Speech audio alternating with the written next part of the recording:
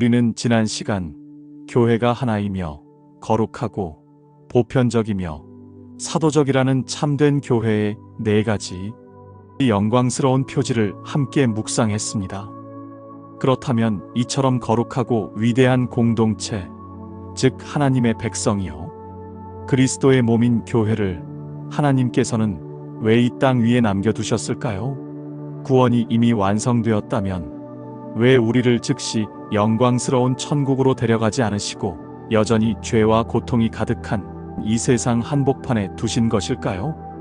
이 질문에 대한 답이 바로 교회의 사명입니다.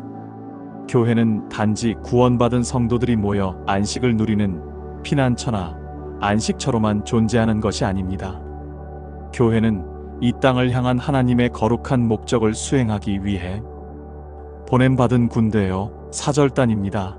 사명이라는 단어 자체가 보냄을, 받음을 의미하듯이 교회의 정체성은 본질적으로 보냄을 받은 공동체라는 것입니다.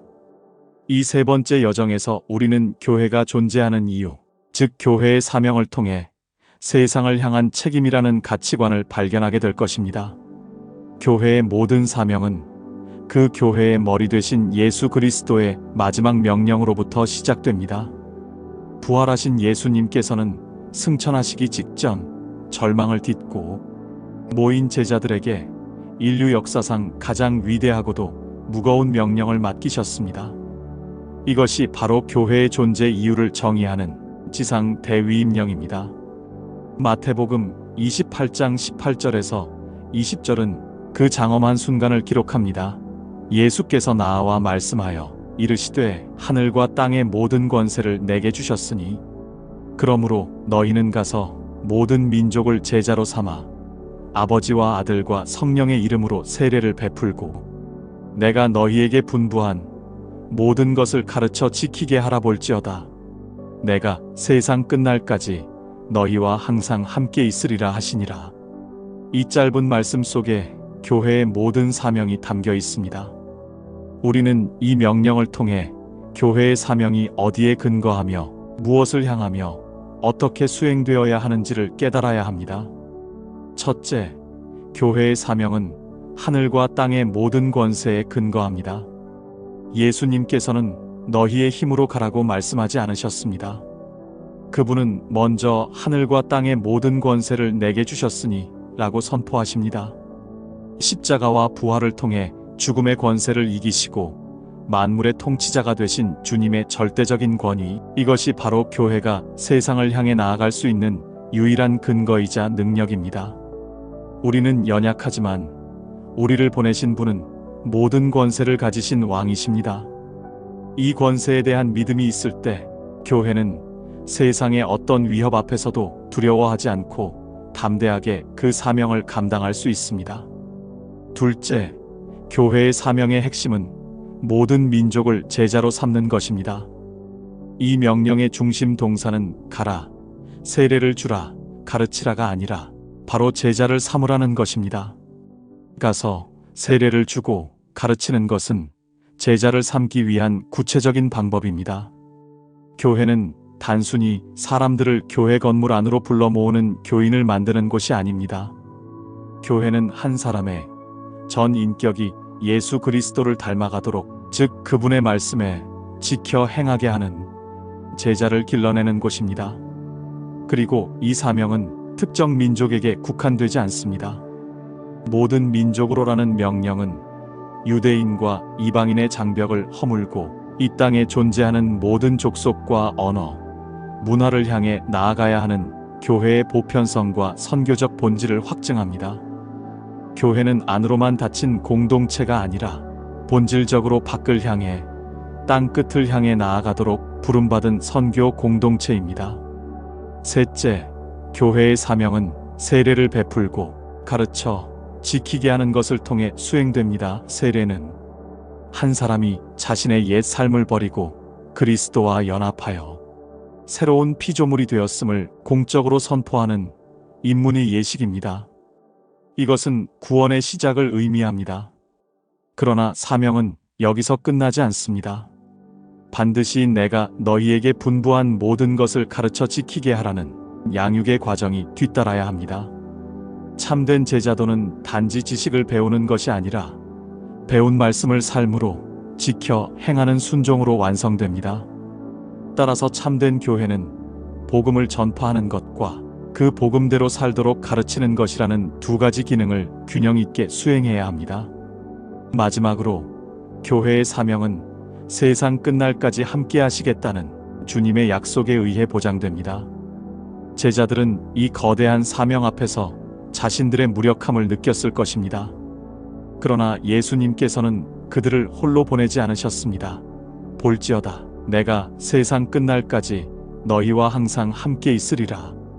이 약속은 교회가 사명을 감당하는 동안 겪게 될 모든 고난과 역경 속에서 붙들어야 할 가장 큰 위로이자 능력의 근원입니다. 교회의 사명은 우리의 힘이 아닌 우리와 함께 하시는 임마누엘의 주님, 그리고 그분이 보내주신 성령의 능력으로 감당하는 것입니다. 이처럼 교회가 존재하는 이유는 모든 권세를 가지신 주님의 명령과 약속을 붙들고 땅 끝까지 이르러 모든 민족을 그분의 제자로 삼는 거룩한 사명을 완수하기 위함입니다. 우리는 지난 시간 교회의 존재 이유가 예수 그리스도의 지상 대위임령, 즉 모든 민족을 제자로 삼으라는 거룩한 사명에 있음을 확인했습니다. 이것은 교회가 세상을 향해 나아가야 할 수평적 사명을 규정합니다. 그러나 이 사명이 어디에서부터 흘러나오는지를 묻는다면 우리는 그보다 더 근본적인 교회의 존재 이유와 마주하게 됩니다. 교회가 밖으로 나아가기 전에 먼저 위로 향해야 하는 이유, 그것은 바로 교회의 수직적 사명, 즉 하나님을 향한 예배입니다. 많은 이들이 선교와 전도를 교회의 가장 중요한 사명이라고 생각하지만 신학자 존 파이퍼는 선교는 교회의 궁극적인 목적이 아니다. 예배가 궁극적인 목적이다. 선교는 예배가 없는 곳에 존재하기 때문이다라는 유명한 말을 남겼습니다. 이 말은 교회의 모든 활동의 궁극적인 목적과 동력이 바로 하나님을 예배하는 것에 있음을 통찰한 것입니다. 우리는 하나님을 예배하기 위해 창조되었고 구원받았으며 교회로 부름받았습니다. 사도 베드로는 교회의 본질을 다룬 제1편에서도 이 사실을 분명히 했습니다. 너희는 택하신 족속이요 왕 같은 제사장들이요 거룩한 나라요 그의 소유가 된 백성이니 하나님께서 우리에게 이토록 영광스러운 신분을 주신 목적이 무엇입니까? 바로 이는 너희를 어두운 데서 불러내어 그의 기이한 빛에 들어가게 하신 이의 아름다운 덕을 선포하게 하려 하심이라. 베드로전서 2장 9절, 여기서 아름다운 덕을 선포하는 것이 바로 예배의 본질입니다. 예배는 우리를 구원하신 하나님의 위대하심과 그분의 성품, 그분의 행하신 일들을 높이며 그분께 영광을 돌리는 것입니다. 그렇다면 예배란 구체적으로 무엇을 의미할까요? 우리는 종종 예배를 주일 아침 정해진 시간에 드리는 예식이나 찬양과 설교로 이루어진 프로그램 정도로만 생각하기 쉽습니다. 그러나 성경이 말하는 예배는 훨씬 더 포괄적이고 역동적인 개념입니다. 신약 성경에서 예배로 번역되는 핵심적인 헬라어 단어 중 하나는 프로스퀴네오입니다. 이 단어는 본래 엎드려 절하다, 주인의 손에 입맞추다라는 의미로 하나님의 절대적인 주권과 위엄 앞에 완전히 굴복하고 경의를 표하는 자세를 의미합니다. 또 다른 단어인 라트레이아는 섬김, 봉사를 의미하며 우리의 삶 전체를 통해 하나님을 섬기는 행위를 포함합니다. 이 두 가지 의미를 종합해 볼 때 참된 예배는 하나님의 가치를 인정하고 그분께 합당한 영광을 돌리는 모든 내적, 외적 행위를 말합니다. 이것은 두 가지 차원으로 나타납니다. 첫째는 모이는 예배입니다. 사도행전 2장에서 성령의 강림으로 탄생한 초대교회는 사도의 가르침을 받아 서로 교제하고 떡을 떼며 오로지 기도하기를 힘썼다고 기록합니다. 그들은 함께 모여 말씀을 배우고 사랑을 나누며 주의 만찬을 기념하고 하나님과 소통했습니다. 이 모든 것이 바로 모이는 교회로서 드리는 예배의 핵심 요소였습니다. 교회는 함께 모여 하나님의 임재를 경험하고 그분의 말씀을 들으며 한몸 된 지체로서 서로를 격려함으로써 세상으로 나아갈 영적인 힘을 공급받습니다. 이 모이는 예배의 회복 없이는 교회의 다른 어떤 사명도 제대로 감당할 수 없습니다.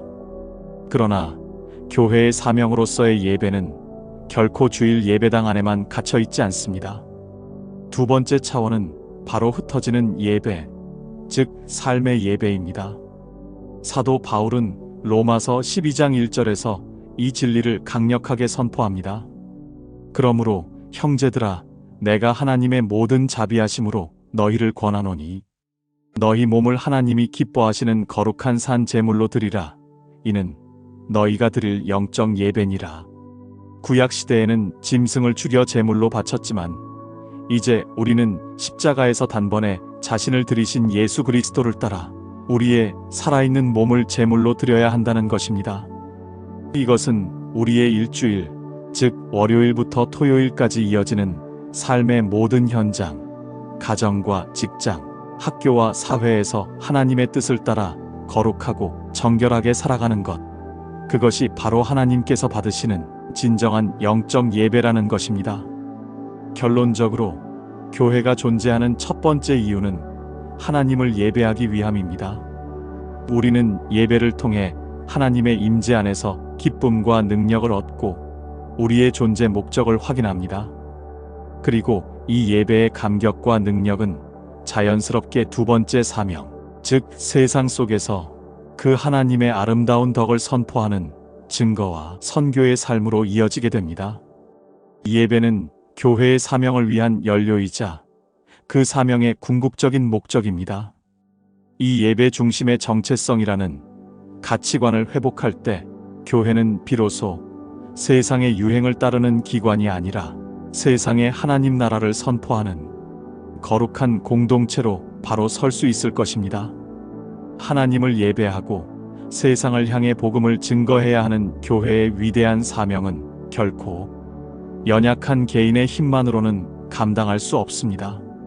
하나님께서는 교회가 이 거대한 사명을 감당할 수 있도록 교회 자체를 건강하고 성숙하게 세워나가는 또 다른 중요한 사명을 맡기셨습니다. 이것은 교회의 내적 사명, 즉 성도들을 온전하게 하는 양육과 세움의 사명입니다. 교회가 영적으로 건강하지 못하다면 그 예배는 공허해지고 그 선교는 생명력을 잃게 될 것이기 때문입니다. 사도 바울은 에베소서 4장에서 이 내적 사명의 중요성을 강조합니다. 그는 그리스도께서 승천하시면서 교회에 사도, 선지자, 복음 전하는 자, 목사와 교사와 같은 다양한 직분을 주셨다고 말하며 그 목적을 12절에서 분명히 밝힙니다.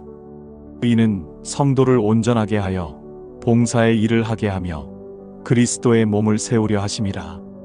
교회의 존재 이유는 성도 한 사람 한 사람을 영적으로 온전하게 훈련시키고 그들이 각자의 은사대로 봉사의 일을 할 수 있도록 준비시키며 그 결과 그리스도의 몸인 교회가 든든하게 세워져 가게 하는 데 있다는 것입니다. 이것은 교회가 단순히 구원받은 사람들이 모이는 정류장이 아니라 구원받은 사람들이 제자로 훈련받는 학교요 병원임을 의미합니다. 교회는 갓 태어난 영적인 아기들이 젖을 먹고 자라나며 상처 입은 영혼들이 치유받고 회복되는 거룩한 인큐베이터가 되어야 합니다. 이를 위해 교회는 두 가지 핵심적인 기능을 수행해야 합니다. 첫째는 말씀을 통한 양육입니다. 참된 교회는 끊임없이 성도들에게 하나님의 말씀을 바르게 가르치고 훈련시킵니다. 왜냐하면 하나님의 말씀만이 우리의 영혼을 자라나게 하는 양식이며 세상의 풍조에 흔들리지 않게 하는 진리의 기준이기 때문입니다. 바울은 이 양육의 목적을 우리가 다 하나님의 아들을 믿는 것과 아는 일에 하나가 되어 온전한 사람을 이루어 그리스도의 장성한 분량이 충만한 데까지 이르리니 라고 설명합니다.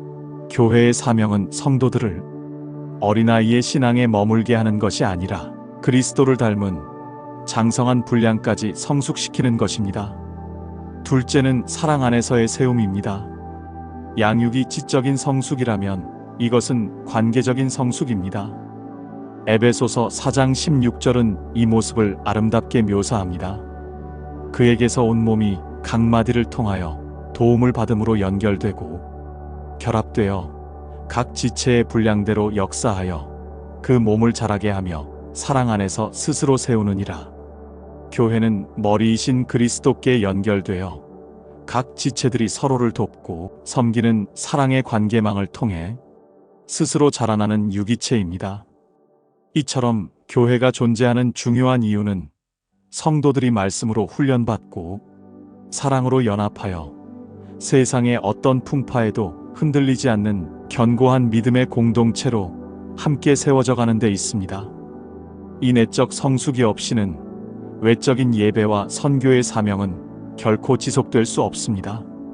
하나님을 향한 예배, 수직적 사명, 세상을 향한 증거, 수평적 사명, 그리고 교회를 향한 양육이 교회의 존재 이유라면 이 모든 사명을 완성하는 마지막 차원이 있습니다.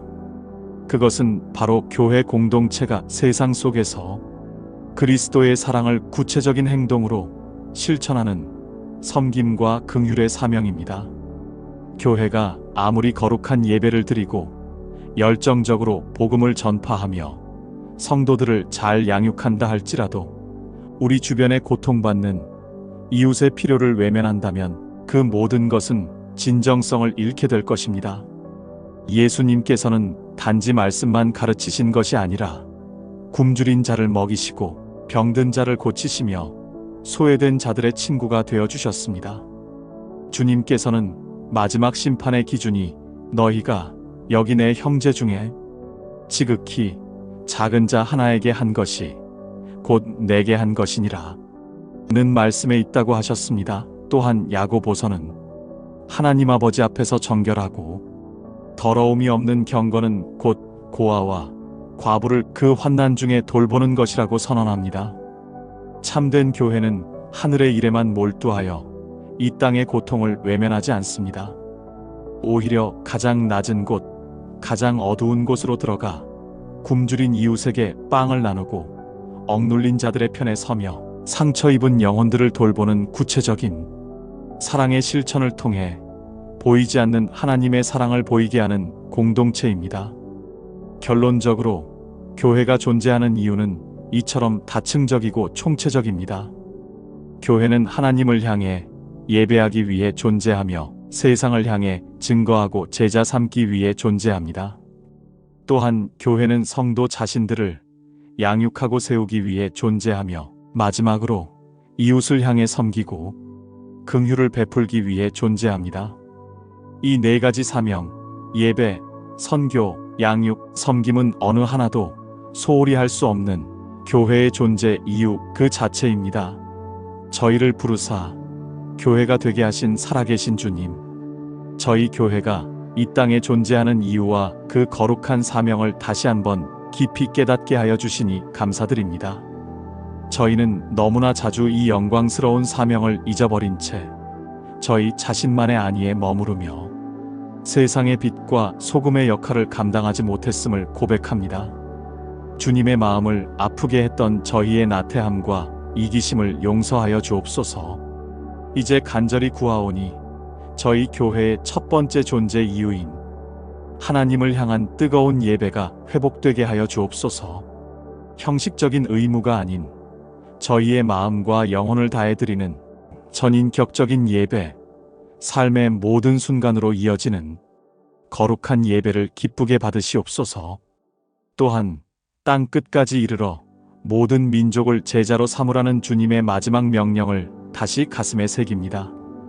잃어버린 영혼들을 향한 주님의 애타는 마음을 저희에게 부어주사 두려움을 넘어 담대하게 복음을 증거하는 선교적 교회가 되게 하여 주옵소서. 주님, 저희 안을 돌아보며 서로를 말씀과 사랑으로 굳건히 세워가는 내적인 성숙을 허락하여 주옵소서. 동시에 저희의 눈을 열어 저희 주변의 고아와 과부, 굶주리고 병들며 소외된 이웃들의 신음을 듣게 하여 주옵소서.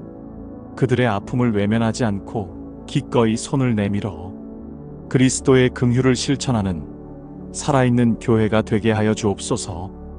이 모든 거룩한 사명을 균형 있게 감당하여 이 땅에서 주님의 살아계심과 영광을 드러내는 참된 교회로 굳건히 서게 하여 주옵소서. 우리 주 예수 그리스도의 이름으로 간절히 기도드립니다. 아멘. 이 영상이 주님의 은혜를 나누는데 도움이 되셨다면 채널을 위해 구독과 좋아요로 마음을 표현해 주시기를 부탁드립니다.